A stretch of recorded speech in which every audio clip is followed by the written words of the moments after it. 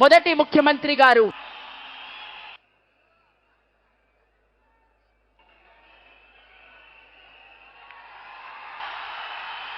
ఇక్కడికి చేసిన మీ అందరికీ నా యొక్క నమస్కారం.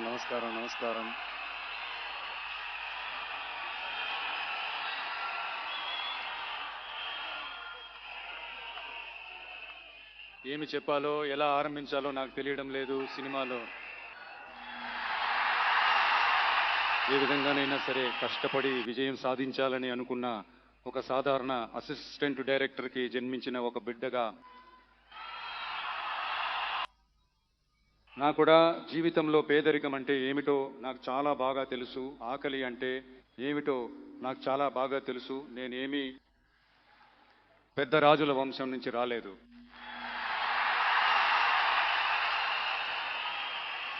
మీలాంటి వాడినే, మీలో ఒకడినే, మీ కుటుంబంలో ఒకడినే, మీ బిడ్డ లాంటి వాడినే, మీ కొడుకు లాంటి వాడినే, మీ అన్న లాంటి వాడినే, మీ తమ్ముడి లాంటి వాడినే అలాగే నేను భావిస్తున్నాను. మీరు కూడా నన్ను ఆ విధంగా భావించడం వల్లే సినిమాలో నాకు ఒక అతి పెద్ద స్థానాన్ని ఒకటి కల్పించారు. ఇప్పుడు అవన్నీ వదిలేసి మీకు నా కృతజ్ఞతాభావం తీర్చుకోవడం కోసం రాజకీయాల్లోకి వచ్చిన ఈ విజయ్ని నువ్వు రా విజయ్, మేమున్నాం, చూసుకుంటాం. విజయ్ తమ్ముడు నువ్వు రా, మేమున్నాం. విజయ్ తమ్ముడు నువ్వు రా, మేమున్నాం. అన్నా నువ్వు రా అన్నా, మేమున్నాం. మిత్రమా నువ్వు రా మిత్రమా, మేమున్నామని చెప్పి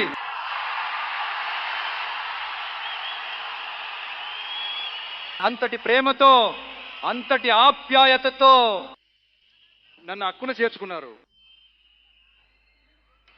ఈ సమయంలో నేను ఈ విషయం చెప్పాలి. ఈ ప్రయాణంలో, ఈ ప్రాసెస్లో నాకు చాలా కష్టాలు, నాకు ఎన్నో ఈ అవమానాలు ఎదురైనవి ఒక పక్క ఉన్నప్పటికీ నా కోసం నిలబడ్డ మీకు కూడా అవే కష్టాలు. అలాగే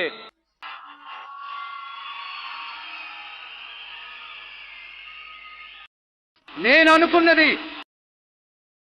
నాతో పాటు నిలబడి ఈరోజు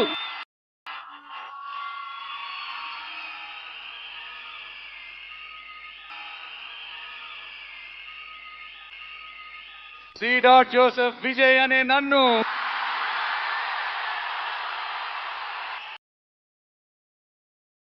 మీరు నిజం చేశారు. నిజంగా నాకేం చెప్పాలో తెలియట్లేదు. నా బంధువులారా, నా సొంత వాళ్ళారా, నేనేమీ దేవదూతను కాదు. నేను కూడా ఒక సాధారణమైన జీవితం గడిపే ఒక మామూలు మనిషినే.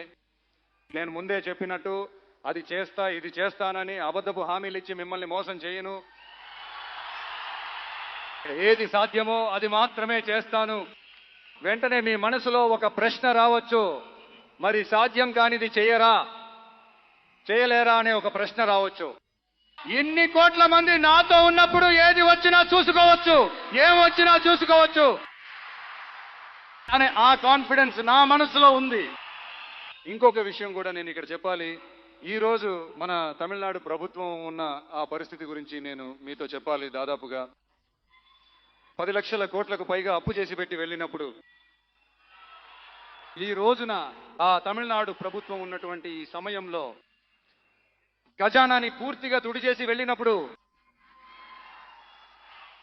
మోయలేని భారాన్ని ఎక్కించి పెట్టి వెళ్ళినప్పుడు,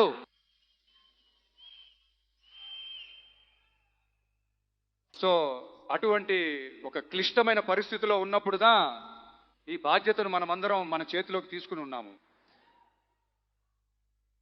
వెంటనే మీరు అనుకోవచ్చు, ఏంటి ఇతను ఏదో ఉచ్చుపెట్టి మాట్లాడుతున్నాడా అని. అటువంటిది ఏమీ లేదు.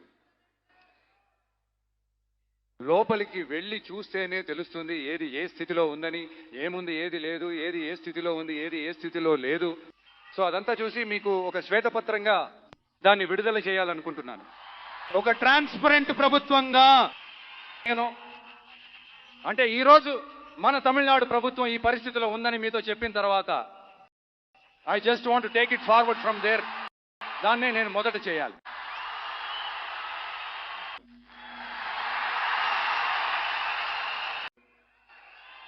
నేను ఈ రహస్యంగా మీకు తెలియకుండా వెళ్ళి కలవడం లాంటి పనులు చేయను. ఏది చేసినా సరే బహిరంగంగా ఎలాంటి దాపరికం లేకుండానే నేను చేస్తాను. ఇంత పెద్ద బాధ్యతను నా చేతిలో పెట్టారు. అదే సమయంలో నాకు కొంచెం సమయం ఇవ్వాలని రిక్వెస్ట్ చేస్తున్నాను. నేను చెప్పినవన్నీ నెరవేర్చడానికి ట్రై చేస్తాను, నెరవేరుస్తాను. అదే సమయంలో నాకు కొంచెం సమయం ఇస్తే నాకు కొంచెం సహాయంగా, సహకారంగా ఉంటుంది. ఇది మీ ప్రభుత్వం. మహిళల భద్రతను స్ట్రిక్ట్ గా ఉంచుతాను.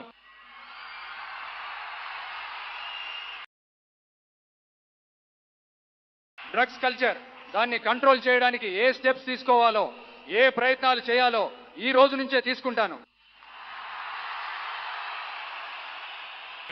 మన పిల్లలను దాని నుండి కాపాడటం మన ప్రభుత్వ బాధ్యత. అలాగే శాంతి భద్రతలు, అందరి భద్రతను నేను హామీ ఇస్తున్నాను. నన్ను అవమానించే వాళ్ళైనా సరే, నన్ను కష్టపెట్టిన వాళ్ళైనా సరే, వాళ్ళు కూడా నా ప్రజలే కదా.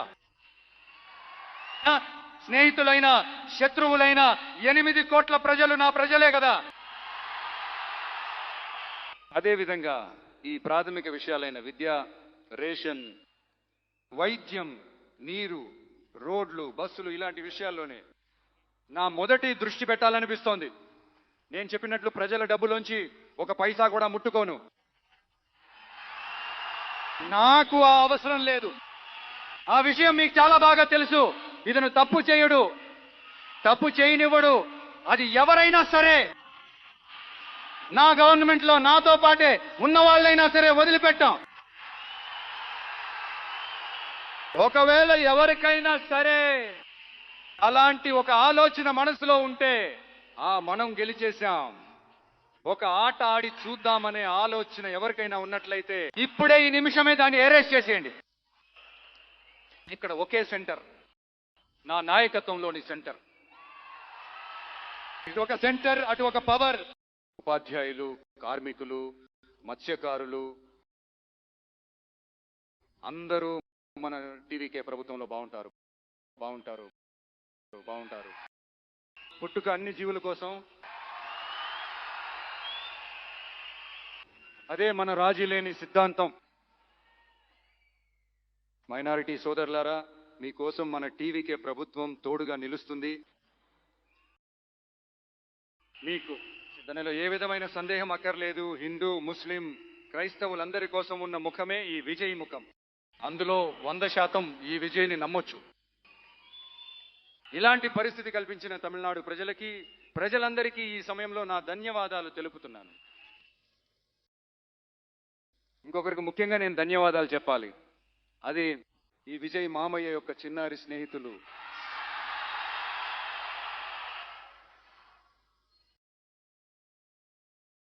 వాళ్ళ వల్లే, కేవలం వాళ్ళ వల్లే ఇది జరిగింది. మీకు ఎలా కృతజ్ఞతలు చెప్పాలి? మీకోసం, మీ ఫ్యూచర్ని దృష్టిలో పెట్టుకుని అన్ని మంచి విషయాలను మీకోసం ఈ విజయ్ మామ చేసి పెడతాడు. కాన్ఫిడెంట్గా ఉండండి.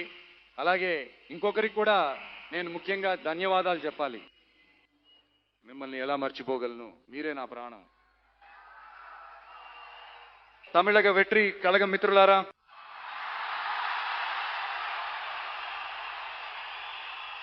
నిజంగా మీరు లేకపోతే ఏమీ లేదు. నా పార్టీ సహచరులకు, పార్టీ నిర్వాహకులకు మరియు పోలింగ్ బూత్ ఏజెంట్లకు, మై డియర్ వర్చువల్ వారియర్స్, మీ అందరికీ నా కోటాను కోట్ల ధన్యవాదాలు. రండి, మనమందరం కలిసికట్టుగా ఒక ఫ్రెష్ గవర్నెన్స్, ఒక న్యూ గవర్నెన్స్ ఒకటి ఇద్దాం. This is a new beginning.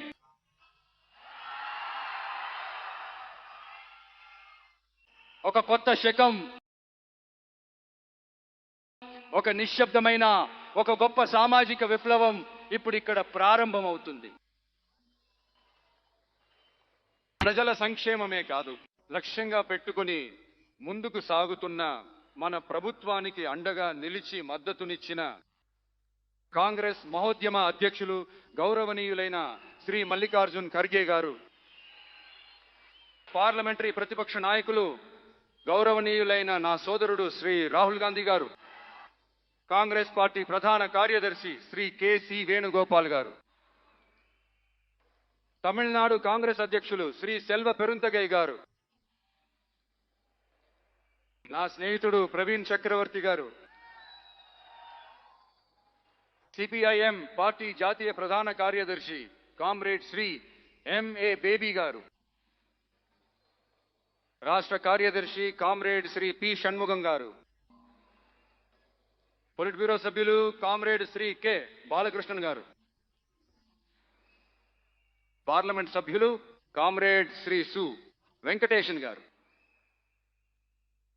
మన ప్రభుత్వానికి మద్దతునిచ్చిన విడుదల చిరుతైగాల్ అధ్యక్షులు గౌరవనీయులైన అన్న శ్రీ తిరుమావళవన్ ఎంపీ గారు, పార్లమెంట్ సభ్యులు గౌరవనీయులైన శ్రీ రవికుమార్ గారు, శాసన సభాపక్ష నేత గౌరవనీయులైన శ్రీ వన్ని అరసు గారు, సిపిఐ పార్టీ జాతీయ ప్రధాన కార్యదర్శి కామ్రేడ్ శ్రీ డి రాజా గారు, రాష్ట్ర కార్యదర్శి కామ్రేడ్ శ్రీ ఎం వీరపాండియన్ గారు, తమిళనాడు మాజీ రాష్ట్ర కార్యదర్శి కామ్రేడ్ శ్రీ రా ముత్తరసన్ గారు, ఇండియన్ యూనియన్ ముస్లిం లీగ్ పార్టీ అధ్యక్షులు గౌరవనీయులైన డాక్టర్ శ్రీ ఖాదర్ మొహిదీన్ గారు, పార్లమెంట్ సభ్యులు గౌరవనీయులైనటువంటి శ్రీ నవాజ్ కని గారు, మీ అందరినీ స్వాగతిస్తున్నాను. ముఖ్యంగా ఇలాంటి సమయంలో నా కోసం మీరు గొంతు విప్పినందుకు, నాకు మీరు సపోర్ట్ చేసి తోడుగా నిలిచినందుకు మీ అందరికీ ఈ సమయంలో నా కృతజ్ఞతలు తెలుపుతున్నాను. కాన్ఫిడెంట్గా ఉండండి, మంచే జరుగుతుంది, విజయం నిశ్చయం. మనం మళ్ళీ కలిసేంత వరకు అని కాదు, మనం మళ్ళీ కలుస్తూనే ఉందాం. ధన్యవాదాలు, నమస్కారం.